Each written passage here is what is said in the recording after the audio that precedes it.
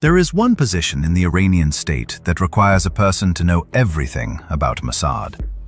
How they recruit, how they watch, how they kill, how they find the people they were never supposed to find.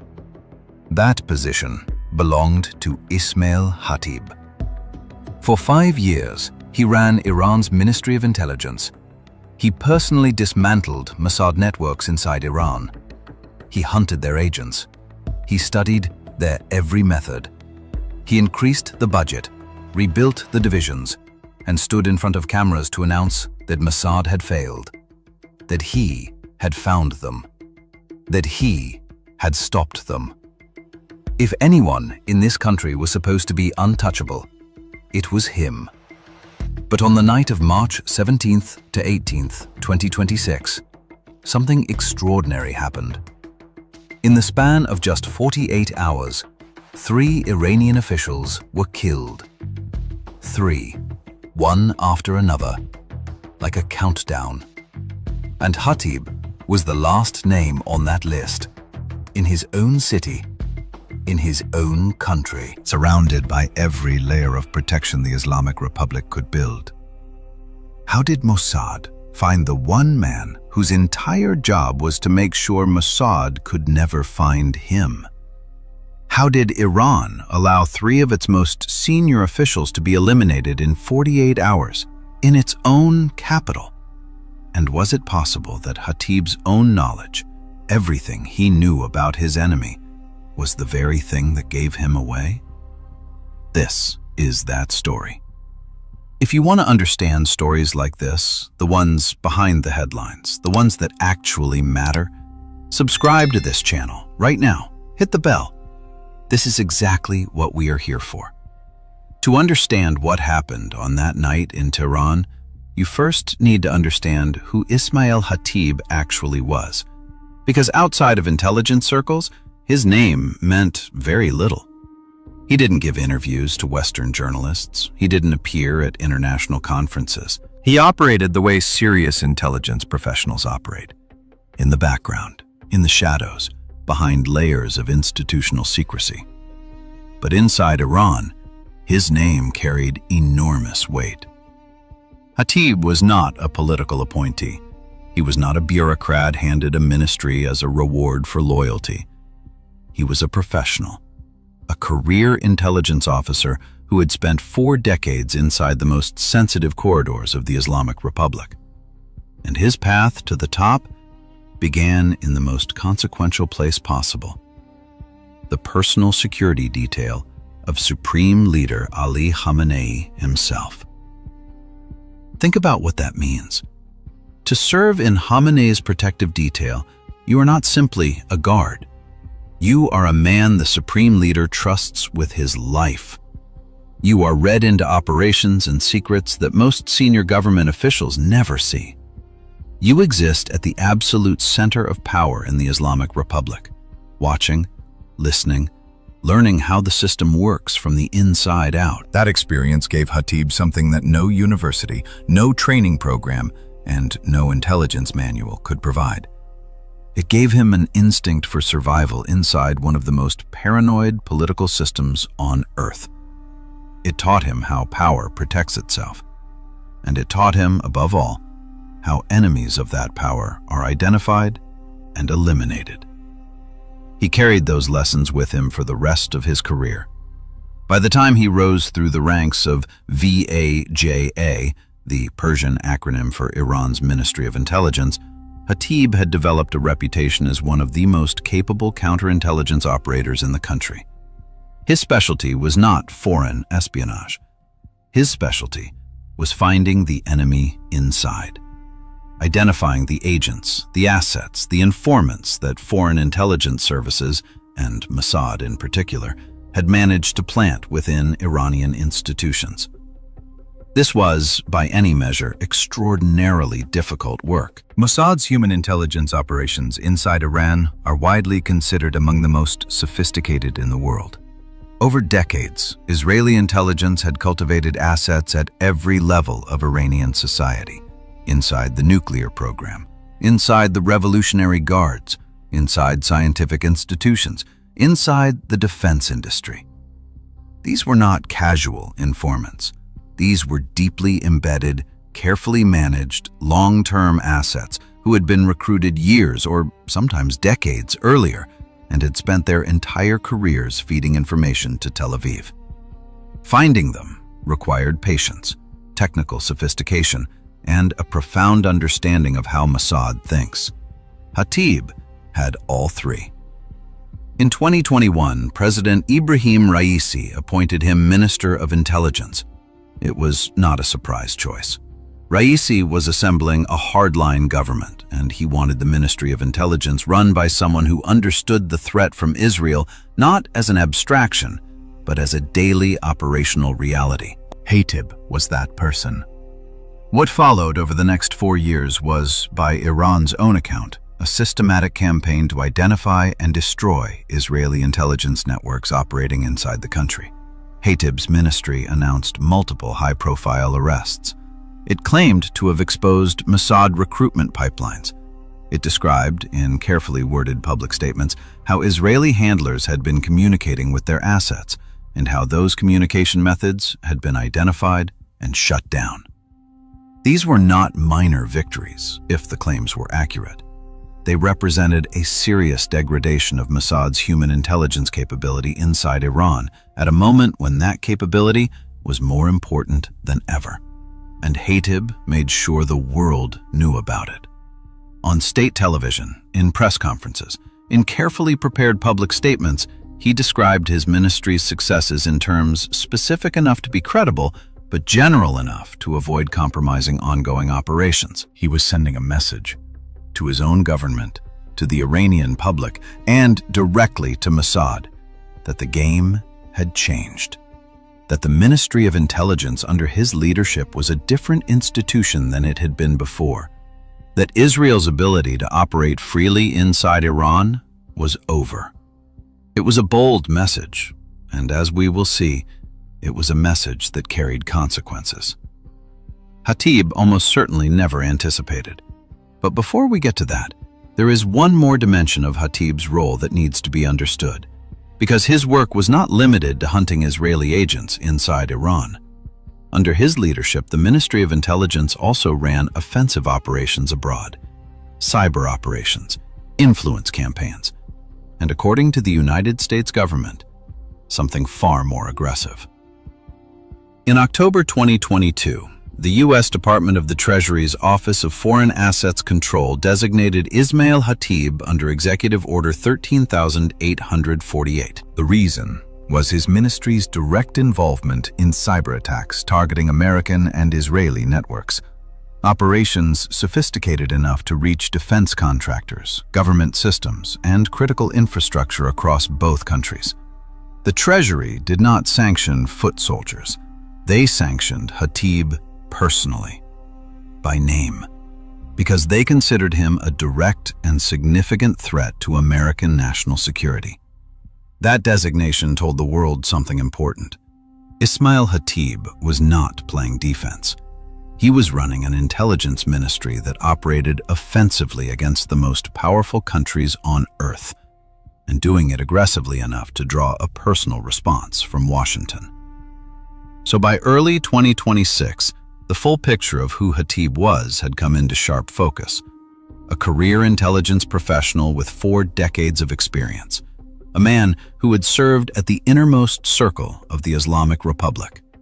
The head of Iran's primary intelligence ministry. A skilled counterintelligence operator who had personally overseen the dismantling of Israeli spy networks.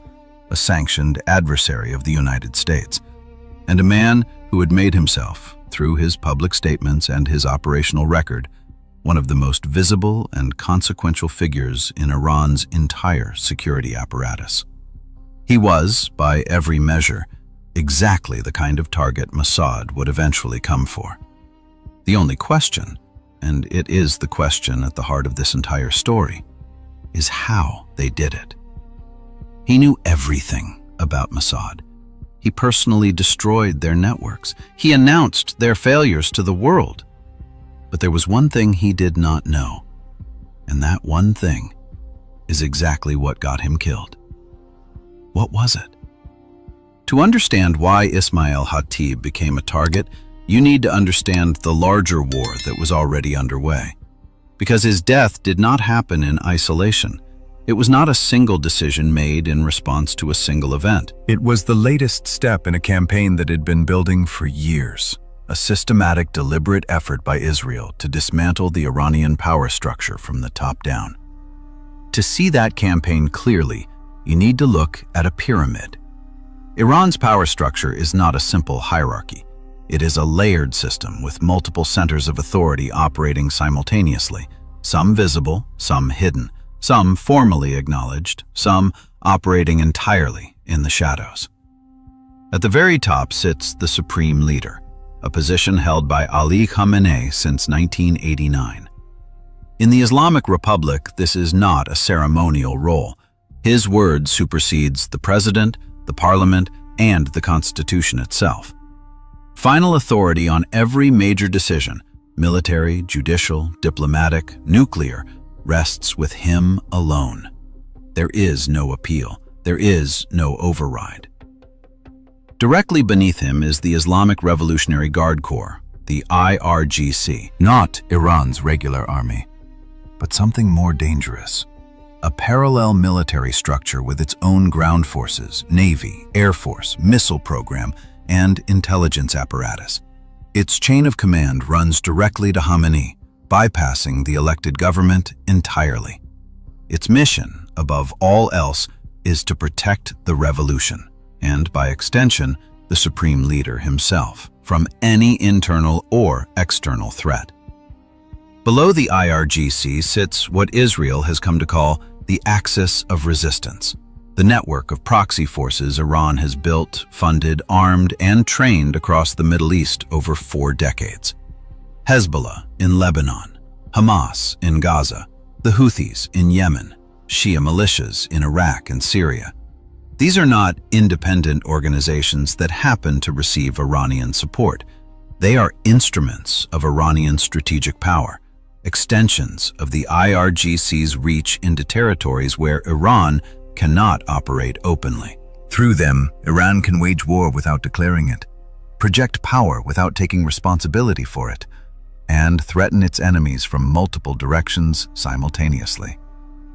And threaded through all of this, providing the intelligence foundation that holds the entire structure together, is Vaja, the Ministry of Intelligence. Its job is to know everything: who the enemies are, where they are, what they are planning, and how to stop them before they act. This is the pyramid Israel decided to dismantle, and the decision was not made lightly or quickly. The event that turned strategic preference into existential imperative was October 7th, 2023. On that morning, Hamas launched the deadliest attack on Jewish civilians since the Holocaust. More than 1,200 people were killed in a single day. 251 were taken hostage into Gaza. The scale of the failure, in intelligence, in border security, in every system designed to prevent exactly this, was staggering. And it made one thing unmistakably clear to the Israeli government. The policy of managing Iran's proxy network rather than destroying it had failed. Not partially, not in isolated ways, completely and catastrophically. What followed was the most aggressive Israeli military and intelligence campaign in decades. A campaign with a clear and consistent logic. Take the pyramid apart one level at a time. Israel began at the proxy layer. Ismail Haniyeh, the political chief of Hamas, was assassinated in Tehran in July 2024, killed on the very night he had attended the inauguration ceremony of Iran's newly elected president, Masoud Pezeshkian. Mossad had reached into the heart of the Iranian capital and killed a man who was staying as a guest of the Iranian government, inside a guest house operated by the IRGC. The message embedded in the timing and the location was impossible to misread. Nowhere is safe, not even inside the most protected facilities in Tehran. Less than 3 months later, in September 2024, Hassan Nasrallah was killed in Beirut. Nasrallah had led Hezbollah for more than 30 years. He had survived multiple Israeli assassination attempts. He had transformed the organization from a Lebanese militia into one of the most powerful non-state military forces in the world, with an arsenal estimated at more than 150,000 rockets and missiles aimed at Israel. Israel killed him in a strike that buried him beneath the rubble of Hezbollah's underground headquarters in the southern suburbs of the city. Along with Nasrallah, much of Hezbollah's senior military command was eliminated in the same operation. Then, in October 2024, came Yahya Sinwar, the military commander of Hamas in Gaza and the primary architect of the October 7th attacks. He was killed by Israeli forces in Rafah. With Hania, Nasrallah, and Sinwar all dead within the span of 3 months, Israel had eliminated the 3 most consequential figures in Iran's entire proxy network inside a single season. Step by step, level by level, Israel was working its way up the pyramid. Now look at what this pattern reveals. This was not a series of reactive strikes. This was not Israel responding to provocations one at a time. This was a deliberate, sequential demolition of an entire power architecture, executed with a consistency that made the strategic logic impossible to miss. Each operation was connected to the next. Each target removed made the next target more exposed. Israel was not fighting individual battles. It was executing a plan. By early 2026, the results of that plan were impossible to ignore. Hamas was militarily broken in Gaza. Hezbollah had lost its founding leadership and much of its military infrastructure. The Houthis were under sustained pressure from Israeli and American strikes. The proxy layer of the pyramid had been largely destroyed, which meant the next layer was now exposed. The institutions in Tehran that had built those proxies, funded them, directed them, and protected them. The IRGC and VAJA. This is where understanding what VAJA actually does becomes critical. Because the Ministry of Intelligence under Khatib was not simply one bureaucratic body among many. It was the nervous system of the entire Iranian threat apparatus. Domestically, it ran the counterintelligence operations designed to identify and neutralize foreign agents, Mossad agents, operating inside Iran. Abroad, it ran offensive intelligence operations and coordinated with the IRGC's own intelligence arm on operations targeting Israel and the United States. And most critically, it was responsible for protecting the regime's senior leadership from assassination.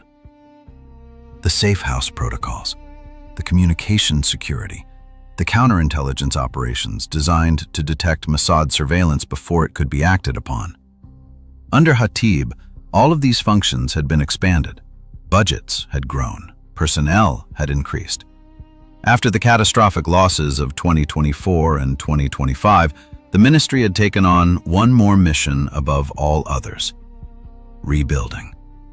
Reconstructing the networks, the relationships, and the operational capabilities that Israel had spent years methodically destroying. Khatib was not simply defending what remained. He was actively working to restore what had been lost. That combination made him the single most consequential intelligence target remaining inside Iran. Removing him would not just eliminate one official, it would decapitate the institution designed to protect all the others and leave the entire remaining power structure suddenly, dangerously exposed. The logic of escalation was complete. The target was clear. The decision was made. What remained was the hardest question of all.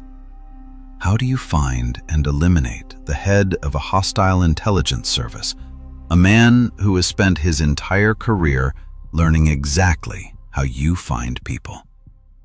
Israel demolished the Iranian pyramid of power level by level, methodically, patiently, without haste. And when Khatib's turn came, it turned out that he himself, unknowingly, had been helping them build a road to him for years. How exactly? Here's the thing about intelligence work that most people never think about. The most dangerous mistakes are not made in the field. They are not made during operations. They are made in press conferences. Ismail Khatib understood Mossad. He had studied them for decades. He knew their recruitment methods, their communication protocols, their operational patterns. He had used that knowledge to find their agents inside Iran and destroy their networks. He was, by every professional measure, one of the most effective counterintelligence operators his country had ever produced. And between 2021 and 2026, he made one catastrophic error. He talked. Not carelessly, not recklessly. He talked the way a confident professional talks when he wants the world, and specifically his adversaries, to understand that he is winning. He gave press conferences. He appeared on state television. He released carefully worded statements describing, in terms specific enough to be credible, how his ministry had identified and dismantled Israeli intelligence networks operating inside Iran.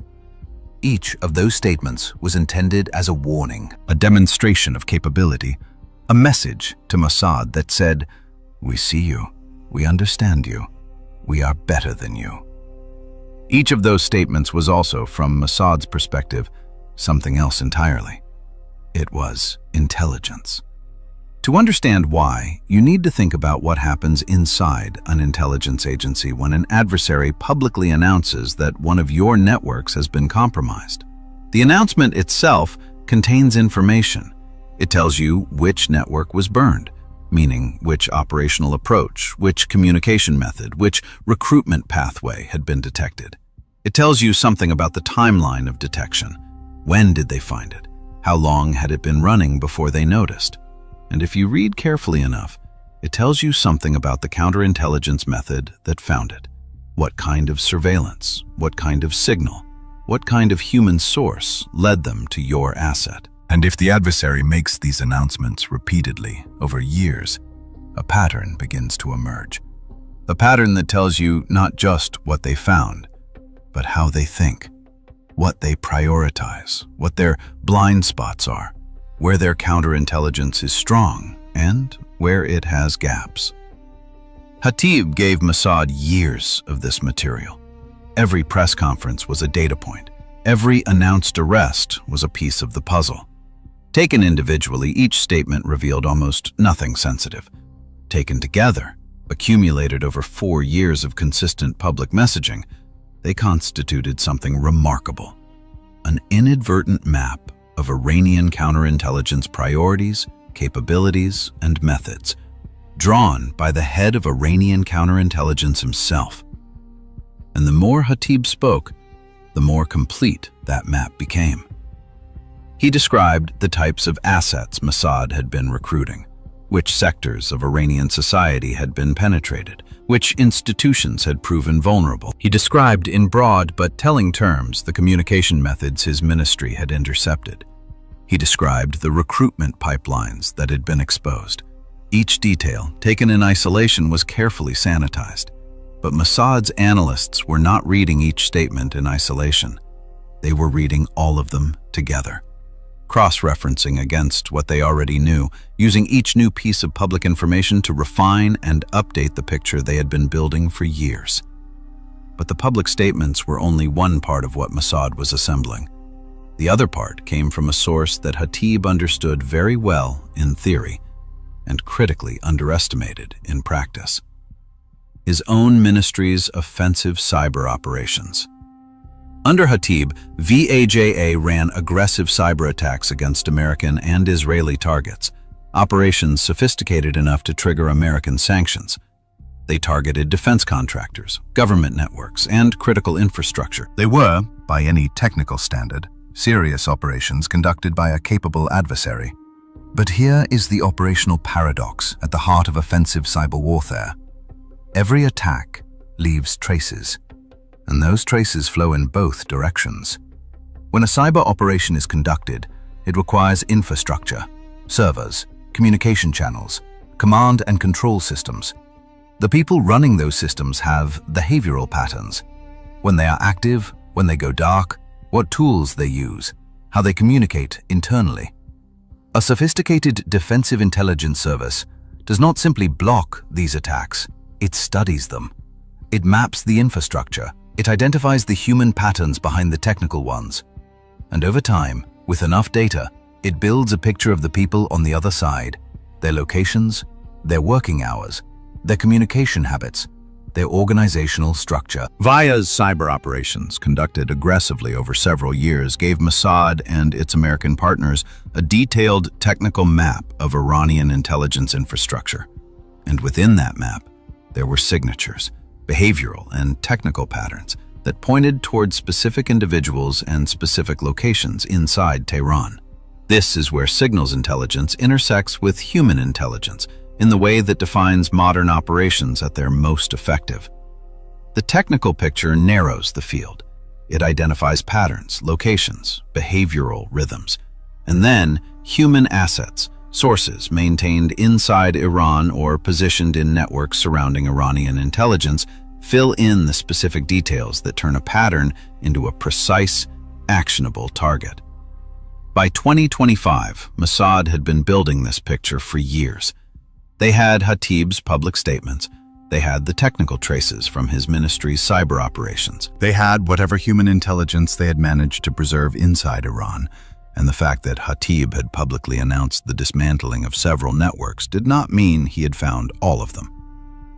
And there was one more element, one that goes to the very heart of the central irony of this story. Khatib's counterintelligence successes, the networks he had found and destroyed, were themselves a source of intelligence about him. When Mossad lost an asset inside Iran, they knew something had gone wrong. They could analyze the failure. What had the asset done differently? What communication had been intercepted? What behavioral pattern had given them away? Each burned network was a lesson in Iranian counterintelligence methodology. And those lessons, accumulated over years, told Mossad something precise. They told them which of their methods Khatib's ministry had learned to detect. Which meant they also told them, by elimination, which methods his ministry had not yet learned to detect. The hunter, in studying his prey so carefully and announcing his victories so publicly, had taught his prey exactly which traps to avoid, and in doing so had revealed, without ever intending to, which traps he had not yet thought to set. By early 2026, Mossad had assembled something rare in intelligence work, a detailed operational picture of a target who believed himself to be invisible. They understood his counterintelligence methodology. They had mapped the technical infrastructure of his ministry. They knew, with a precision that came from years of patient analysis, where the vulnerabilities in his security posture were located. What remained was the final piece. The specific window, the precise moment of vulnerability, the point at which all of the accumulated intelligence could be translated into a single, irreversible operation. In March 2026, that moment arrived. Every time Khatiib went out in front of the cameras and announced another victory over the Mossad, he unknowingly gave them something much more valuable than any secrets. But there was one more thing. One specific detail that decided everything, and about her, further. March 17th, 2026, Tehran. It did not begin with Khatib. That is the first thing you need to understand about what happened in those 48 hours. The operation that ended with the death of Iran's intelligence chief was not a single strike against a single target. It was a sequence, a carefully constructed chain of events in which each step was connected to the next, and in which the final blow was preceded by two others, each one ratcheting up the pressure inside the Iranian security apparatus by another degree. The first killing happened on March 16th. The target was a senior figure connected to Iran's security establishment, a man whose death, under normal circumstances, would have dominated headlines for days. Their names, as of this writing, have not been officially confirmed by any party. What matters is not who they were individually, but what their deaths together represented. A pattern. A signal that something larger was already in motion. A calculated opening, designed not just to eliminate its targets, but to force the Iranian security apparatus to react, to redirect attention, to reallocate resources, to begin trying to understand what was happening before the next blow landed. The second killing followed within hours. Another senior official, another precise strike inside Iranian territory. By this point, the Iranian security services were no longer simply responding to a single incident. They were trying to understand a pattern. Was this a coordinated campaign? Were there more targets? Who was next? The questions were urgent. The answers were not available. And in the absence of answers, the rational response was to treat every movement and every communication as potentially compromised, to lock down, to pull officials off their normal routines, to increase protective measures around the most senior figures in the system. That institutional response, that collective moment of paralysis, when an organization is simultaneously trying to process what has just happened and anticipate what might come next, is itself an operational tool. Mossad had used it deliberately.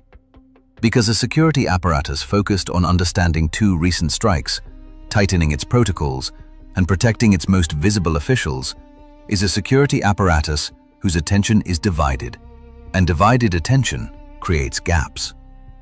While the Iranian security services were absorbed by the first two operations, the third was already in motion. Ismail Khطیب. To reach him, Mossad needed to solve a problem that had no simple solution. Khطیب was not a figure who moved through public space in predictable ways. He had no fixed routine of the kind that makes a target straightforward to track. He operated with deliberate unpredictability, varying his movements, his locations, his communication patterns. He understood, better than almost anyone in the country, that predictability is the enemy of survival. But here is the operational reality of protective security, even at the highest levels. Perfect unpredictability is impossible to maintain indefinitely. Every person, no matter how disciplined, has patterns. They have locations they must return to. They have people they are institutionally obligated to meet. They have command responsibilities that require recurring movements and communications, briefings, decisions, coordination with subordinates that cannot always be conducted from a different location every single time. The picture Mossad had assembled over years, the behavioral signatures extracted from VAJ's cyber operations, the inadvertent intelligence map Khطیب had drawn through his public statements, the human assets that had survived his counterintelligence campaigns, had given them not a precise address, but something potentially more valuable, a detailed understanding of his behavioral patterns, the rhythms of his movement through the city, the categories of location he used and trusted, the circumstances under which his security posture was likely to be at its most vulnerable. And in the days leading up to March 17th, that picture had sharpened into something actionable. There is one more detail worth noting about the timing of the operation, a detail that speaks to the strategic logic behind 3 strikes in 48 hours rather than a single isolated hit.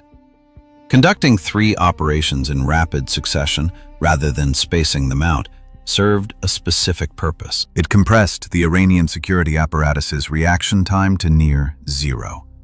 By the time the Iranian system had processed the first strike and begun to implement its response, the second had already happened. By the time it had processed both and begun to coordinate a comprehensive security review, Khطیب was already dead. There was no gap between operations in which Iran could recalibrate, identify the threat vector, and warn the next potential target. The pace itself was a weapon. The precise method by which Mossad confirmed Khطیb's location on that specific night remains outside the public domain. What the available reporting indicates is that Israeli intelligence tracked him to a location in Tehran, that the operation was authorized at the appropriate level of the Israeli government, and that in the early hours of March 18th, the strike was carried out. The method was surgical. This was not an airstrike of the kind Israel had used against Hezbollah's command structures in Beirut in 2024. It was a targeted, quiet operation, the kind that requires not just the political decision to act, but the operational capability to act with precision inside a hostile capital. To reach a specific individual through all of his protective layers without triggering an immediate response that would compromise both the operation itself and whatever intelligence assets had made it possible. Khatiib was killed, the third Iranian official in 48 hours. The Iranian government's response in the hours that followed was revealing in its own way. Initial reports from state media were confused and contradictory, the reliable signature of an institution still processing what had happened, without yet having determined what to say about it publicly. There were partial acknowledgments followed by denials. There was the particular institutional shock that follows when an organization loses not just a senior leader, but the specific person responsible for ensuring that such losses do not happen. Because that is the specific and devastating consequence of losing your head of counterintelligence. It is not simply the loss of one person's knowledge and experience, though that loss is enormous.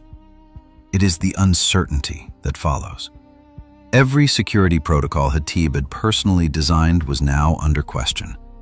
Every safe house he had approved. Every communication procedure his ministry had authorized. The enemy had just demonstrated that they had penetrated the Iranian security system deeply enough to find him, track him, and reach him through every layer of protection he had personally put in place. How deep did the penetration go? Which protocols were compromised? What else did they know? Those questions cannot be answered quickly. And the period that follows a penetration of this magnitude, while you are trying to assess the full scope of the damage, identify what has been compromised, and rebuild your defenses from the inside, is the most dangerous period any intelligence service can face.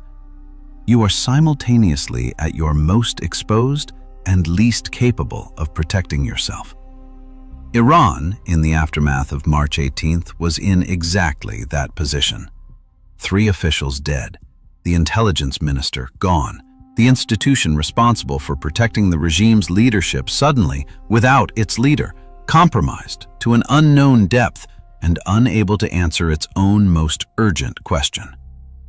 The Iranian government called it an act of terrorism. It promised retaliation. Israel neither confirmed nor denied involvement. It did not need to.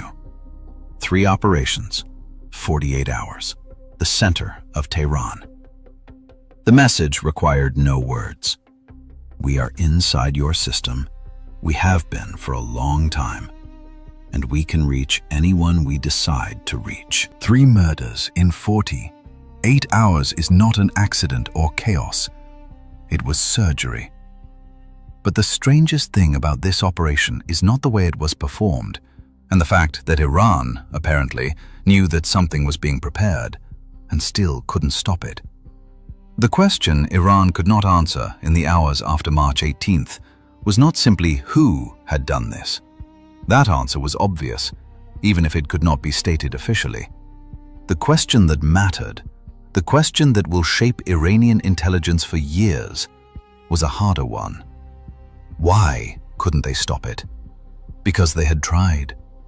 That is the part of this story that deserves more attention than it typically receives. Iran's counterintelligence apparatus under Khatiib was not passive. It was not incompetent. It had found and destroyed real Mossad networks. It had arrested real Israeli assets. It had, by any reasonable measure, made the operational environment inside Iran significantly more difficult for Israeli intelligence over the previous 4 years. And none of it was enough. To understand why, you need to think carefully about what a counterintelligence service can and cannot protect against. What it can protect against: known methods, identified patterns, established communication channels, previously burned operational techniques. What it cannot protect against: methods it has never encountered, channels it has never detected, approaches that have been deliberately withheld from every network it has managed to compromise. Khatiib's ministry was extraordinarily effective at finding what Mossad had done before. The problem is that Mossad, over those same years, was studying exactly which of its methods had been identified, and building an entirely parallel operational capability using approaches that Khatib's people had never seen, in channels they had never penetrated, through assets they had never identified. Every network Khatib burned taught Mossad which doors were closed. They responded by finding new doors. And the new doors, the approaches, the assets, the communication methods that had never been compromised, were the ones that were used in March 2026. This is the deepest irony of the entire story. Khatib's counterintelligence success was, in a very precise operational sense, a contributing factor in his own death. Not because his successes were failures in disguise, they were genuine, but because each success narrowed the field of what Mossad could safely use inside Iran. And in doing so, it also revealed, by elimination, what they still could use. The more Khatib found, the clearer the map of what remained unfound became. There is a concept in intelligence analysis, one that practitioners call the problem of negative space. When an intelligence service consistently exposes an adversary's methods, it creates an inadvertent inventory of what it has not exposed, what was not found, what remains intact, what the adversary does not yet know you have. The analysis of losses, conducted carefully enough, produces a mirror image, a picture not of vulnerability, but of capability that has survived undetected. Khatib was among the best in the world at the first part of that equation, finding what was there. He may have been less attentive to the second part, what his findings implied about what was not yet found. What the negative space of his successes was quietly revealing to the people he was hunting. Now consider the full strategic weight of what happened in March 2026. Not just the loss of Khatib himself, though that loss is significant enough on its own, but what his death represents for the Iranian intelligence system going forward. Vaja now faces a leadership vacuum at the worst possible moment. Whoever is appointed to replace Khatib inherits a ministry that has just suffered the most public and damaging counterintelligence failure in its recent history. Every protocol Khatib personally put in place is now under suspicion. Every asset, every safe house, every communication channel that he oversaw has to be treated as potentially compromised until proven otherwise. The new director will spend months, possibly years, simply trying to determine the scope of what was penetrated before they can even begin the work of rebuilding. And rebuilding will be harder than it has ever been. Because what Khatib carried, 4 decades of operational experience, of pattern recognition built through actual contact with a sophisticated adversary, of institutional knowledge accumulated through years of running real operations against a real enemy, cannot be transferred to a successor. It is gone. Whoever replaces him will be less experienced, less capable, and less equipped to do what Khatib had spent his entire career preparing to do. You cannot train someone to be Ismail Khatib. You can only wait for someone to become him. And that takes time that Iran, in its current strategic position, cannot afford. This is precisely what Israel understood when it put Khatib at the top of its target list. Eliminating him was not simply about removing a dangerous individual from the field. It was about degrading an institution in a way that cannot be quickly repaired. Human capital of this kind, built over 4 decades, tested against a sophisticated adversary under real operational conditions, refined through years of genuine intelligence conflict, does not have a ready replacement. The broader picture of the invisible war between Israel and Iran after March 2026 is one of profound and widening asymmetry.